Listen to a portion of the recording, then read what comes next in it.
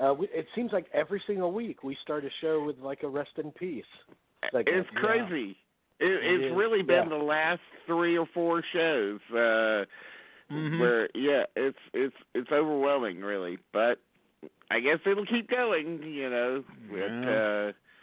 Here we go again. And this week, of course, is Flip Wilson. It's such a loss. Tobe Hooper. And we were just talking about him the other week in connection to Poltergeist.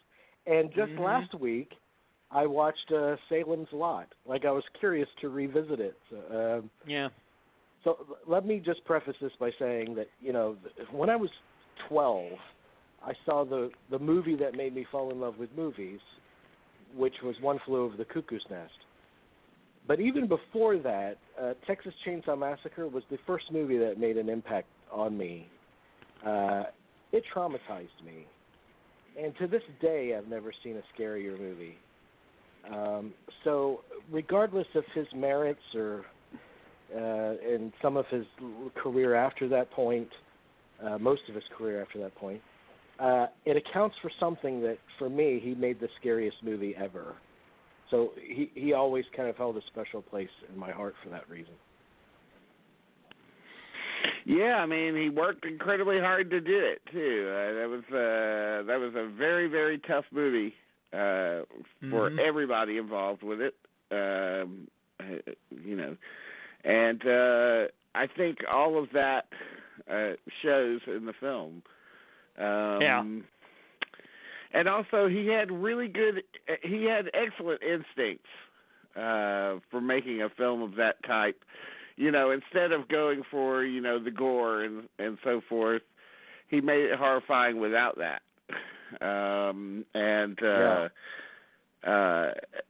Using all of the classical tools, you know, the editing, the sound, the camera placement, all of that, you know, work together. And I agree. I think it's still, it remains one of the scariest movies ever made. I mean, pure scares, you know, pure unsettling fright. Yeah, I mean, that's it. It's not Boo jumping out of a corner scary. It is like get into your marrow. This movie is frightening. Kind of, it never lets up. It's unrelenting. Yeah, you feel sort of jangled afterwards after watching it, and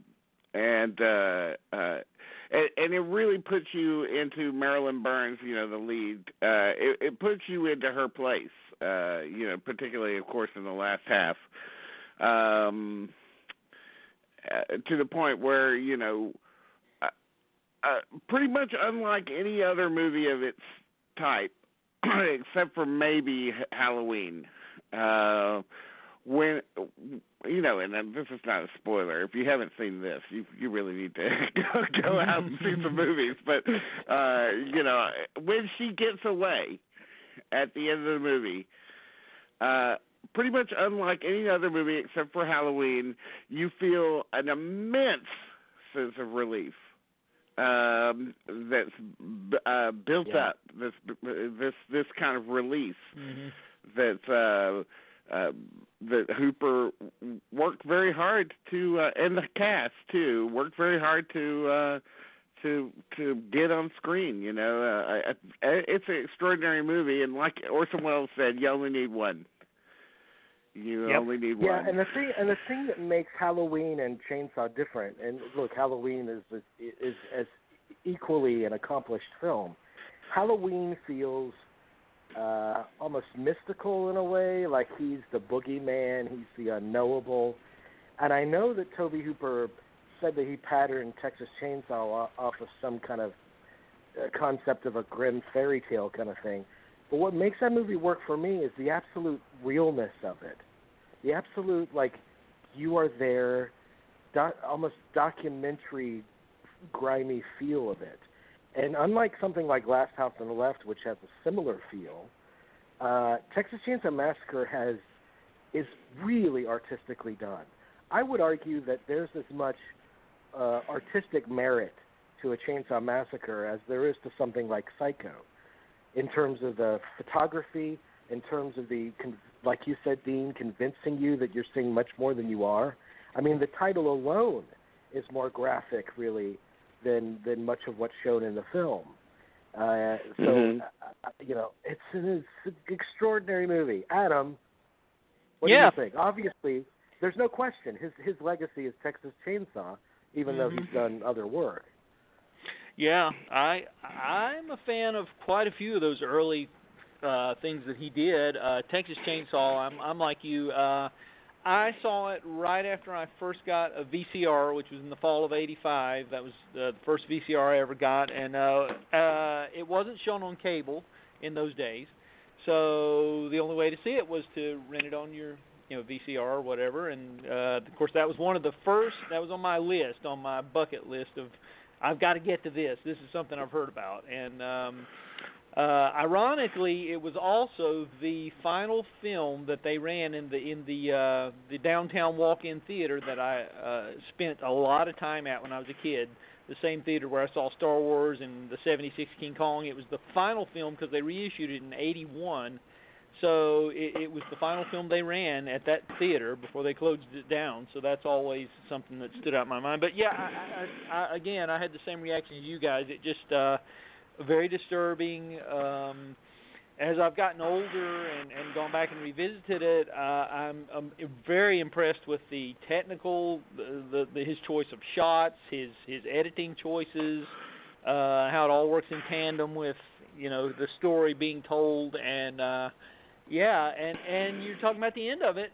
You do feel that sense of relief, but then you stop to think about it, and you're like, well, what kind of a life is she really going to have afterwards? Yeah. So it makes you think.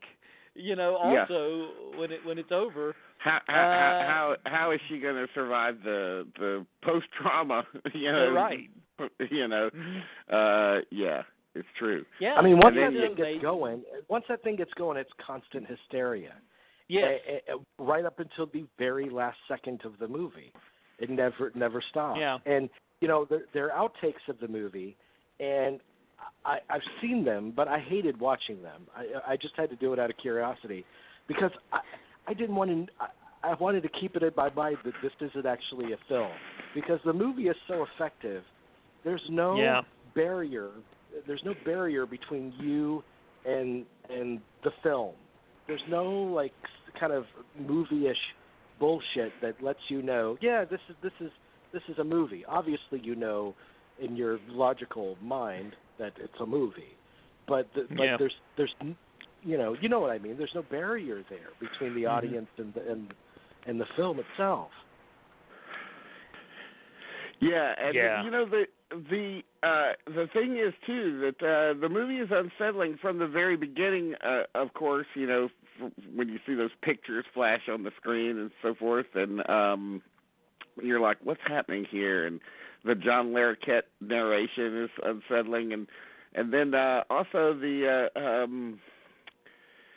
all the interplay between the characters in the van is also, even that stuff is like, makes you, the stuff with the guy in the wheelchair and everything, and how obnoxious he is, and how you can feel that everybody kind of, there's no real connection to people in the band for some reason. I don't know. It's all of it. It's just every bit of it is it works on your nerves, and the Museum of Modern Art, famously accepted it as one of its prints that. I think one of the first prints that they bought, very much. And you know what's interesting? Daniel Pearl was the cinematographer of Chainsaw, the original and then the remake, and he has two works at MoMA, Chainsaw and Michael Jackson's Billie Jean video. And when he did the remake, he said, "I want to make something that looks completely different from the original." And say what you will about the remake, but every single horror movie after that point has copied that kind of tobacco hue look of that remake. So even that was influential just in terms of a cinematography standpoint for the genre. What else have we been impressed with Tobe? For myself, I thought that Salem's Lot was a very effective TV movie. I saw that when it originally aired back in the fall of '79, and it unnerved me so much at that time that I actually had a crucifix beside my bed. I remember I was that unnerved by that film. I think there's some really good stuff, really effective staging of some scenes in that film, and that really the imagery stays with you years and years later after having seen it. And maybe it's because I saw it at a pivotal time, when I was 9 years old. Maybe that had something to do with it. But I think it's effective. I literally saw it a couple of weeks ago. And there are moments like the kid floating with the glowing eyes scratching on the window. Oh yeah, that's the moment. That's the moment for the movie is when anything is floating outside of the window and scratching on the. I mean, every kid who saw that back then. James Mason. Yeah. Yeah. I mean, for me, the dramatic moments aren't so. I watched it not too long ago too, and the dramatic moments with David Soul and Mason and so forth. Those aren't very memorable to me. True. It really boils down to when you're seeing the vampire and when you're seeing the kid. Those are the scenes that people remember, I think. And that vampire, Reggie Nalder, I guess is his name, the guy who played the vampires. That was very effective, makeup and so forth. And of course, you've got Poltergeist, which I think it's been pretty well affirmed that it's Spielberg who's the real director of it. But even the debate over wwho directed that has kept Hooper's name alive it kept his name in the conversation, I guess. Even when his output has dramatically, I mean he's kept working all of this time on a lot of TV stuff, and certainly horror movie fans know the Toolbox Murders and Mortuary and Eaten Alive and so forth. But those aren't movies that and of course there's Invaders from Mars and Life Force. Big fans will stick up for these movies, but I don't. When a director has a movie like Texas Chainsaw Massacre under their belt already, do they really need anything else to underline their talent? I mean, it's good that he kept working, but it's always going to be about Chainsaw. Yeah, absolutely. And with Poltergeist, I will say that, I mean, there'll be people that argue that, no, it was Tobe Hooper, no, it was Spielberg. There's two different camps. There's two different camps on the movie itself. People that worked on the movie that will say different things. But I will say Tobe Hooper was hired by Spielberg because Spielberg loved Texas Chainsaw Massacre. And so it was 100% based on Hooper's talent. And now it's so weird because 2 weeks ago I watched Salem's Lot. Last Friday, or a couple of days ago, I put in Texas Chainsaw Massacre Part 2, which is wildly different from the first Chainsaw.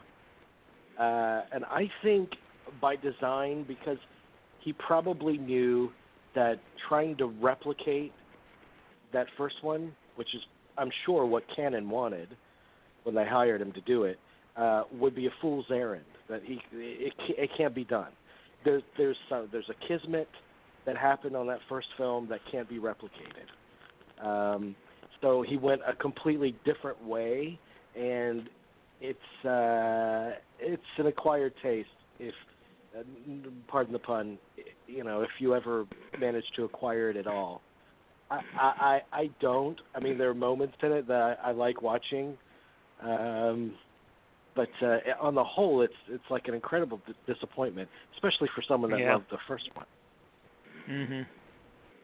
It's comedic, isn't it? I've never seen it. But, it is.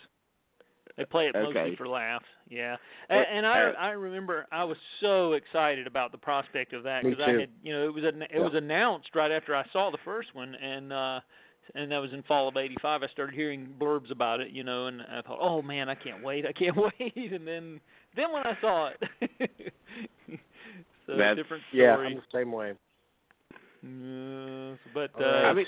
Okay. I'm kind of I was just going to say I'm kind of a fan of the Funhouse. I think there's some good stuff there from 1981. I kind of like that one of the ones that he did post Texas Chain Saw, and there's a TV movie he did with Anthony Perkins called I'm Dangerous Tonight from 1990 that's kind of worth checking out. It's not perfect, but it has some interesting stuff going on too. So anyway, just for whatever it's worth.